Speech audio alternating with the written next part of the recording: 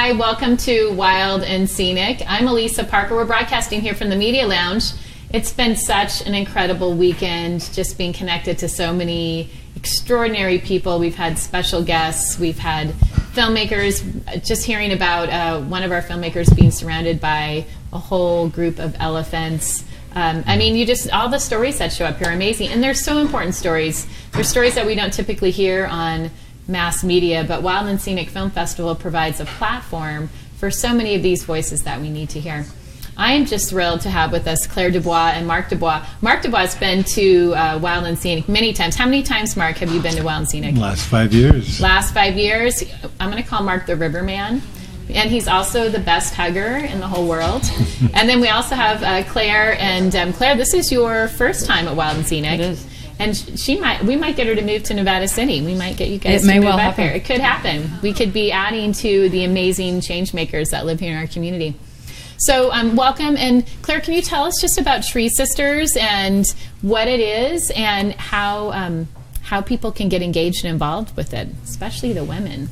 Well, Tree Sisters is gosh, how would I describe it? You'd think after 5 years I'd have my elevator pitch. It's all right. Right there, but it changes every 5 minutes. I hear you.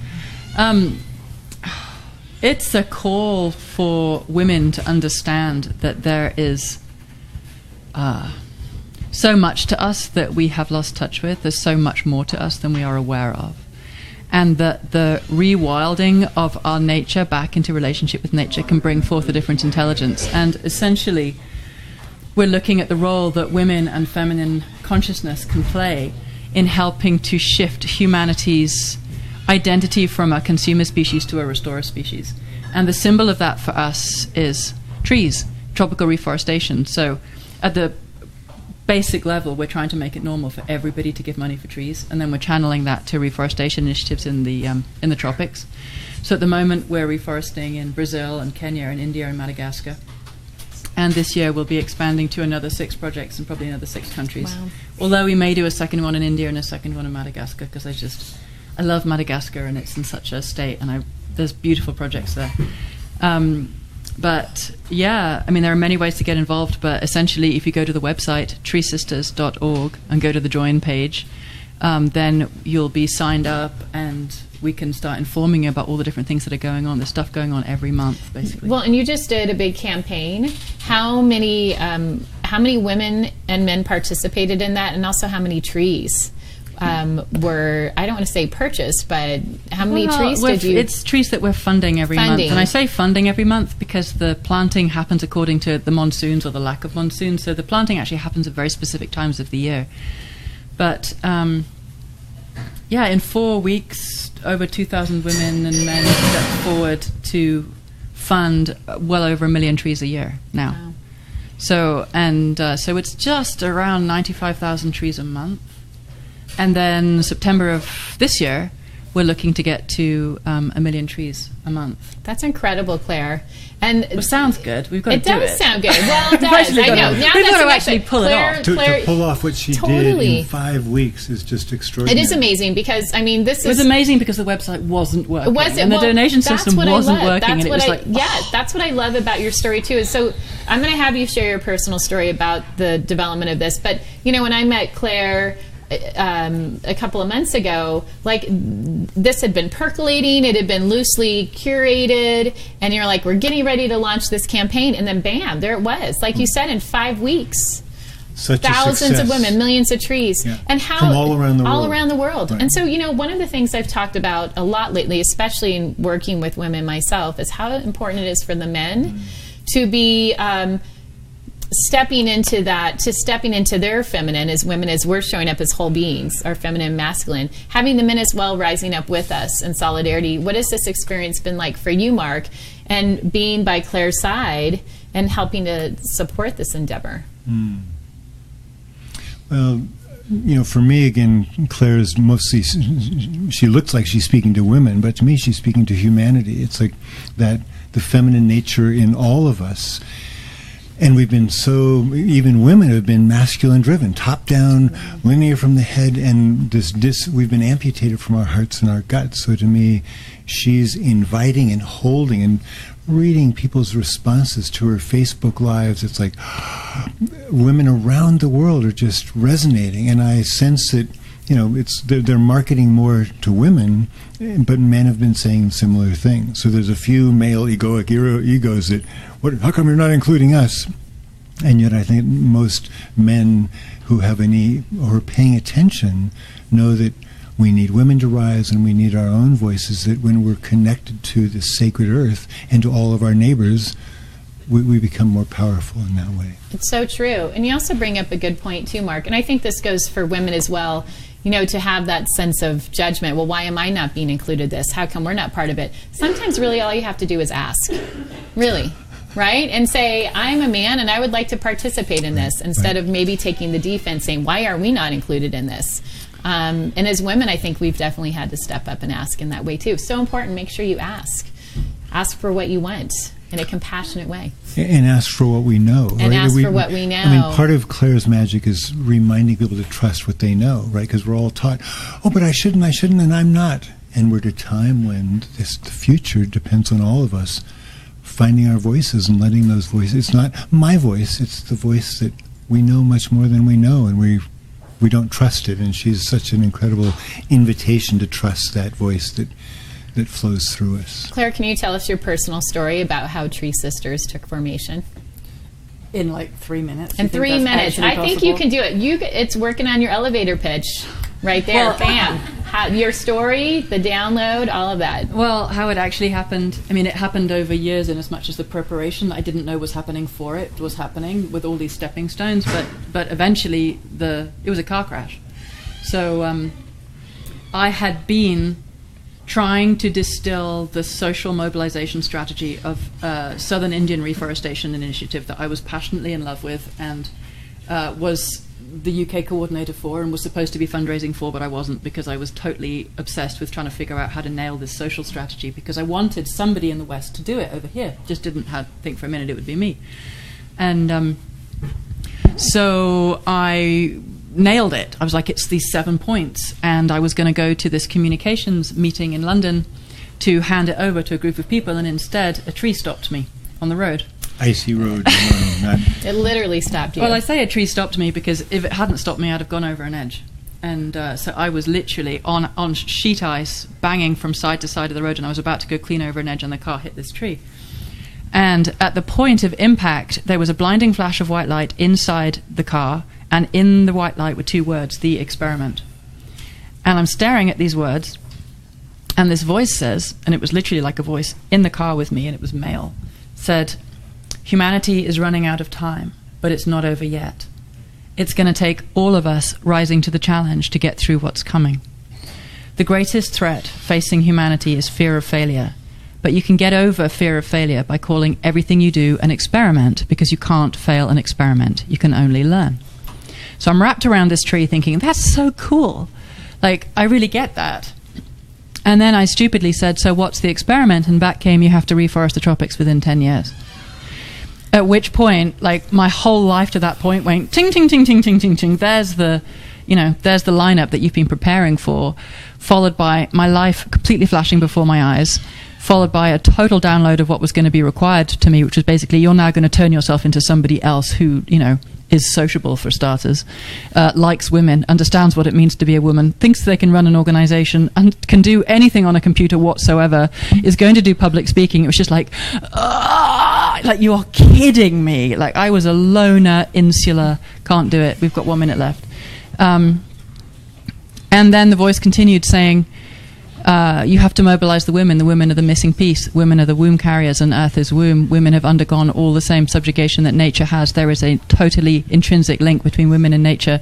Feminine consciousness is the consciousness of healing and wholeness and balance and receptivity. Will always try and bring a system back into balance. Feminine consciousness has to be reinstated or it's over. Literally. Yeah. Followed by, and your project is called Tree Sisters, and this is what it's for, and you have to normalize everybody giving back to trees every month, and you're going to channel that to the tropics, and blah, blah, blah. And it was like I could have sat there and just taken complete dictation. Tree Sisters was not my idea. It was given to me just, completely. Channeled through you. And I've amazing. Spent the last 5 years trying to get out of the way and let it happen. Well, and the main thing, too, about getting out of the way, Claire, what I love with your story is when we have these visions or ideas, and it's easy for us to think that I need all this stuff.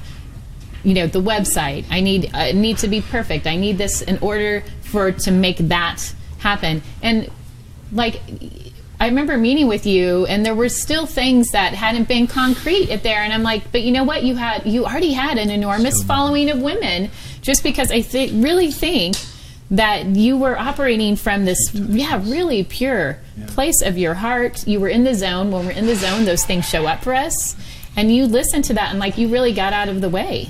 You just have to try. You just have to try. It's never going to be perfect. It's never going to be perfect. On-the-job training.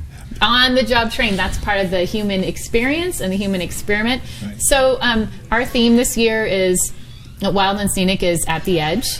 So Mark, for you, when it's been a personal moment when you stepped out there on the edge and you knew you were going to have to jump off, take that leap of faith in order to, whether that's progressing or for your own personal life or even just making a positive difference in the world? Well, the biggest leap of my life was, one, I fell in love with the river, and that love affair was the most profound experience of my life. It kept growing and growing and deepening me, and after a few years of the love affair, I found the river was going to be gone, so I got involved I was swept into the campaign to try to save it. And again, it's a much longer story, but at some point I knew, what? Progress? We're going to dam this, but we don't need it anymore. The economics don't make sense. None of it makes sense. And so at some point it became clear that I was going to, if you're going to flood 9 million years worth of all the life of this magical, miraculous canyon, you can take one more critter with you. And so, anyway, I attached myself to a boulder, and fortunately the Army Corps of Engineers chose not to fill the dam that year. And wow. So that's being on the edge. You attached yourself to, I didn't know that story. You attached yourself to a boulder. Well, as I said, it's a much longer story. Yeah. But I'll say, not many people can say they were prepared to give their life for a river. So but true. Mark is renowned for trying to give his life for a river. You really are the river man. well, 40 years after I started falling in love with the river, I'm still realizing that I don't have language that conveys what I learned from that river. So I was falling in love, I was taking inner city kids down, but that love affair transformed me, and it transformed everybody who was baptized by this river and this magical canyon, limestone cliffs, and it just changed everyone. And 45 years later, I'm realizing I'm still looking for language that conveys what the river began to teach me. And so, to me, we live, again, in these urban settings, and we're amputated from this sacred earth. So Clare is just this incredible reminder that we have access and connection all the time, and we forget. And so for me, my sense is humanity is going through the biggest change we've ever gone through. More and more, Clare's invitation is landing around the world, but more and more people are choosing to follow their own heart. They're letting a voice come through them, not, I know what to tell you to do. And that's happening all around the world. I had the privilege of coordinating Earth Day internationally. And so I had the privilege of watching 200 million people in 184 countries actively engage. And it was the hardest work I'd done, and it was the easiest work, because the yearning of the human heart everywhere is to be engaged. And so all around us, we are engaging, and we're more and more ready to make changes, and we can't see who we're becoming. So it took 100 years after the Renaissance before the Renaissance had a name. Interesting. Because they couldn't see who they were. They were in the middle of something, and they knew it, but it took a historical look back. Oh, that had a name. That had a name. I was thinking about that last night because I was watching a film about, what was his name? Douglas. He created North Face. Doug Tompkins. Doug Tompkins. And watching all these photos and images, like created North Face. There's the Grateful Dead. Here's all these people that had a significance in our culture. Right. I don't think there was a name necessarily at that point, right. But I'm like, I started thinking, what will our stories be that we create for ourselves? What will we tell? What were the stories we'll tell about ourselves of this time? Martin Luther King he wasn't organizing a civil rights movement. the name came, I don't know if it happened just before he died or just before, but there was not a named civil rights movement. So there's a movement going on that we are all a part of. More and more people paying attention to what their hearts know and living in more alignment, in more integrity, and trying to, fear is still amped up. And more of us know that when we live in fear, we're contributing to the same old paradigm. And so more and more people learning to live more deeply in love. It's true. So we just have to take the leap. Living at that edge, which we feel like right now, we just have to go for that. And I do this myself where I want to define it and figure out what it is. So know that you don't have to define what that is, but just be in it and trust it. And you'll grow along the way. If it trusts it and it still seems crazy, but it feels light to you and it feels right in your heart, then you got to go for it. Life knows us way better than we know ourselves. So true. Can you pass along the website again, Claire, for everybody? It's Tree Sisters, as in green leafy trees, treesisters.org, and we need all of you, so please come find us.